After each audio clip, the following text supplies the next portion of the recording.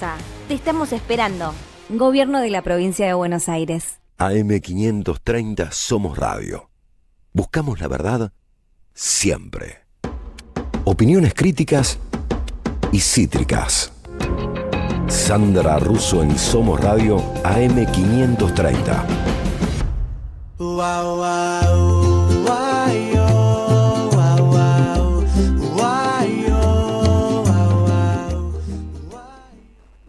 Acá estamos, acá volvimos y vamos a presentar a Santiago Liaudat. Hola Santiago, ¿cómo va? Hola, Buen buenas jueves. noches, Sandra. Buenas Hola, noches. Hola. Bueno, retomamos el ciclo sobre humanismo. Retomamos. Muy bien. Bueno, este es la quinta columna ya de este ciclo. Iniciamos allá lejos con el humanismo clásico, siglos XIV y XV, Renacimiento. Seguimos en un segundo episodio con el siglo XVI, la discusión sobre lo humano y lo no tan humano, ¿no? En el contacto con América. Uh-huh. Luego vimos el liberalismo como expresión de una continuidad de su humanismo, ¿no? Ese liberalismo del siglo XVII, ¿no? Que buscaba la defensa de las mayorías versus los privilegios de las minorías, ¿no? Aquel liberalismo. Luego continuamos con la Ilustración en el siglo XVIII, la semana pasada, y vimos cómo, en cierto modo, el humanismo tomó esa deriva hacia, expandir la potencialidad de la razón, ¿no? Es decir, enfatizar sobre todo el aspecto de la racionalidad humana y, el despliegue de esa racionalidad de la mano de la ciencia e incluso de la mano de la revolución, ¿no? Como una continuidad del humanismo que había renacido ya por el siglo XIV. Hoy vamos a meternos en el siglo XIX y nos vamos acercando a nuestro mundo, porque es una etapa clave, ¿no? En esta discusión para entender cuál es la discusión del humanismo hoy. Porque en el siglo XIX, y hemos titulado esta columna Las heridas narcisistas del siglo XIX, en el siglo XIX se empieza a resquebrajar esta idea un poco monolítica que existía en torno a lo humano o lo que debía ser lo humano, ¿no? Diríamos que existía hasta el siglo XVIII un consenso acerca del deber ser, más allá de las discusiones que vimos acerca de quién entraba o no al club tan selecto de los humanos, ¿no? Pero claro, una vez que estabas dentro del club, había una idea compartida de hacia dónde ir, ¿no? Digamos, la realización de la mano de la cultura, de la educación, del arte, de la ciencia, había un concepto compartido, ¿no? Después, estaba la discusión de quién entra y quién no entra, ¿no? Sí. Vimos la semana pasada incluso, ¿no? Que, las mujeres, los trabajadores, los pueblos no europeos, en fin. Pero una vez que estabas dentro, había una perspectiva compartida. Esa perspectiva es la que se empieza a romper en el siglo XIX y en cierto modo todavía no hemos recompuesto, ¿no? ¿Qué es lo que sucede en el siglo XIX? Bueno, sin entrar en detalles históricos, tenemos dos grandes acontecimientos que se suelen denominar como la doble revolución, ¿no? La revolución burguesa, es decir, la toma del poder político de parte de la burguesía, una clase social que ya era dominante en lo económico, sigue siéndolo por supuesto hasta el día de hoy, pero no controlaba todavía los resortes de la política, ¿no? Entonces en el siglo XIX es el despliegue de las revoluciones burguesas que van tomando el poder político en Europa y gradualmente en el resto del mundo, ¿no? Y la otra gran revolución, por supuesto, es la revolución industrial, ¿no? Que va a mundializar efectivamente el capitalismo como modo de producción dominante hasta la actualidad. Estos dos acontecimientos van a tener lógicamente su reflejo en cambios filosóficos, de concepciones, etcétera, y nos vamos a detener en dos o tres para ver sobre todo cómo impactan en el humanismo, que como dijimos era dominante como consenso hasta el siglo XVIII, ¿no? Un primer elemento es que en el siglo XIX entra la historia en la filosofía, incluso diríamos entra la historia en la ciencia. ¿Sí? Es el siglo de la historia, en cierto sentido, ¿no? Y tenemos a Hegel como gran figura, como gran parteaguas. Hegel que hace, en cierto modo, es el último gran idealista filosófico propio de la modernidad, pero al mismo tiempo es el primero que empieza a introducir la reflexión filosófica sobre la historia, ¿no? Tiene algunos antecedentes como todo, pero en Hegel hay claramente una filosofía de la historia, una reflexión sobre la historia, y es la historia el ámbito donde se despliega la verdad, ¿no? En Hegel.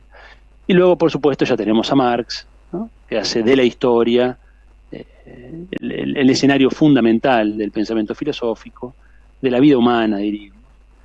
E incluso tenemos toda la corriente historiográfica, ¿no? De lo que se llama el historicismo, que fue muy influyente en América Latina. Ahí está Dilthey, por ejemplo, que van a enfatizar la historicidad de lo humano y de los fenómenos sociales. ¿Qué significa esto? Esto hoy nos parece casi una verdad de perogrullo, pero cuando estos autores empiezan a plantearlo en el siglo XIX, no era la visión dominante ni hegemónica, ni mucho menos. Lo que hacen es meter lo humano en el barro de la historia, ¿no?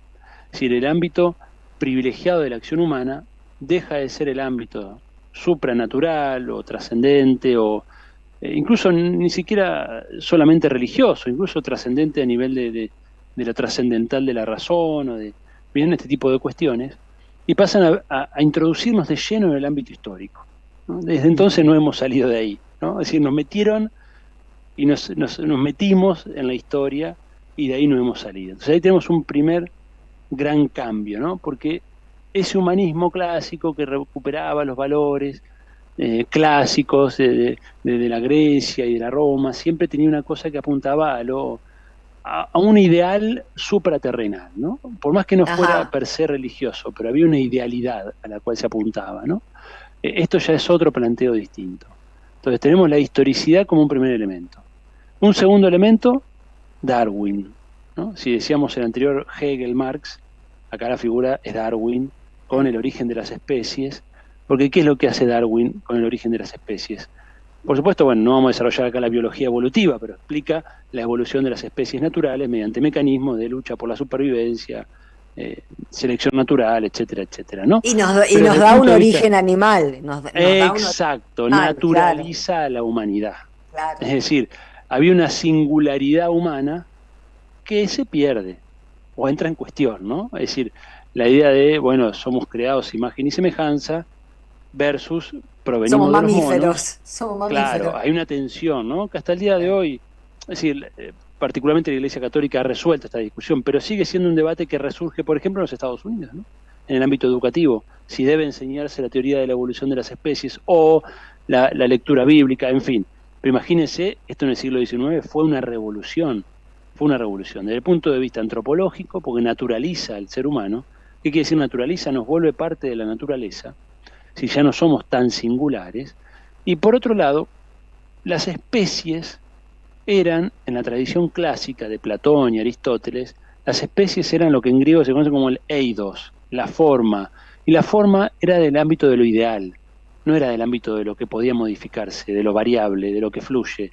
Las especies, que son las ideas platónicas o la forma aristotélica, eran del ámbito de lo estable, de lo fijo, de lo permanente. De repente parece que hay una historia natural también, todo está en movimiento. Esto pasa a ser una segunda gran revolución, una segunda herida narcisista, ¿no? Ya no somos tan únicos ni tan especiales, sino que somos una especie en evolución en un mundo en evolución. El tercer autor, por supuesto, que vamos a mencionar es Freud, ¿no? Freud es un autor de transición. Lo estaba esperando. Es un autor de transición del 19 al 20, no es propiamente del 19, pero lo que encontramos en Freud, claramente, es la crítica a la racionalidad del sujeto moderno. Esa racionalidad que en el siglo XVIII la vimos entronizarse al nivel de un dios, ¿no? En el contexto de la Revolución Francesa, de repente resulta que no somos tan racionales como pensábamos, que gran parte de nuestra conducta no se rige por motivaciones racionales, que hay un inconsciente que nos condiciona seriamente, que hay pulsiones, que hay emociones. Entonces imagínense, ¿no? Esta imagen del sujeto que expandía su razón sin límites, que era el despliegue de la razón como la concreción de la humanidad, de repente se encuentra con que somos un animal más, que está metido en el barro de la historia y del conflicto histórico, y que estamos condicionados por un inconsciente que es inaccesible, si no tenemos forma de acceder a ese inconsciente de ninguna manera, ¿no? Y que las emociones, ya no la razón, pasan a ser determinantes en nuestra conducta. Entonces, esto, por supuesto, va a producir un gran cambio, ¿no? En la concepción antropológica. Y agregaría un cuarto elemento, que es, por supuesto, la expansión de la mentalidad burguesa, capitalista, mercantil, instrumental, esta concepción donde solo importa lo útil, entendido como, a priori diríamos como lo que produce ganancia, pero no solo, ¿no? Es decir, lo que es útil, lo que es en cierto modo es la tiranía de lo útil, ¿no? Y todo lo que es inútil empieza a ser puesto en cuestión en la sociedad capitalista, en la sociedad burguesa, y entre eso empieza a ser discutida la educación humanista. Dijimos que el humanismo, lo venimos contando en cada semana, ¿no? Tiene un anclaje muy fuerte en una propuesta de reforma educativa, de reforma cultural, y de repente, en el siglo XIX, entra en discusión esta matriz educativa, que estaba vigente desde el siglo XIV e incluso en Europa desde antes, porque ya encontramos en la Edad Media todo el énfasis en la educación de la gramática, de la retórica. Bueno, todo esto en el siglo XIX empieza a estar en cuestión, y se empieza a decir, bueno, ¿para qué sirve esto? ¿Para qué estudiar a los griegos? ¿Para qué estudiar a Cicerón? ¿No? Entonces, y es muy interesante el debate educativo de aquella época, que va a ir repercutiendo en que las currículas educativas, ya entrado el siglo XX, van a terminar abandonando la formación humanística. Es decir, al día de hoy no es ya parte de la currícula educativa, por lo menos no es el elemento transversal, ordenador que era hasta el siglo XIX, ¿no? Entonces, evidentemente, el humanismo entra en crisis.